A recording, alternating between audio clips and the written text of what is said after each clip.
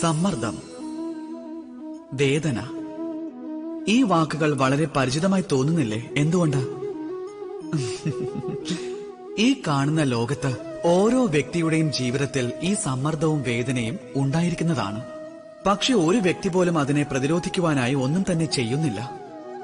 ഈ സമ്മർദ്ദത്തെയും പിന്നെ വേദനയെയും ഒഴിവാക്കുന്നതിനു പകരം അവർ സ്വയം ആ സമ്മർദ്ദത്തിന് കീഴടങ്ങാൻ തയ്യാറാകുന്നു. ശരി, നിങ്ങൾക്ക് ഞാൻ ഈ പ്രകൃതിയിലുള്ള ഉദാഹരണം തന്നെ നൽകാം, അത് മനസ്സിലാക്കുവാനായി. അത് മനസ്സിലാക്കേണ്ടത് നിങ്ങളെ സംബന്ധിച്ച് അത്യാവശ്യമാണ്. നിങ്ങൾ പല വൃക്ഷങ്ങളെയും കണ്ടിട്ടുണ്ടാകും. അവയിൽ നിങ്ങൾ പുഷ്പങ്ങളും കണ്ടിട്ടുണ്ടാകും, ഫലങ്ങളും കണ്ടിട്ടുണ്ടാകും. ഏതെങ്കിലും പുഷ്പത്തെ കയ്യിലെടുത്ത് അമർത്തി നോക്കിയാലും അതിൽ നിന്നും സുഗന്ധം പരക്കുന്നതായി കാണാം. അത് നമുക്ക് ഏറെ പ്രിയമാണ്. ഇനി അഥവാ ഏതെങ്കിലും ഫലത്തെ അമർത്തി നോക്കിയാൽ അതിൽ നിന്നും നീരായിരിക്കും വരുന്നത്.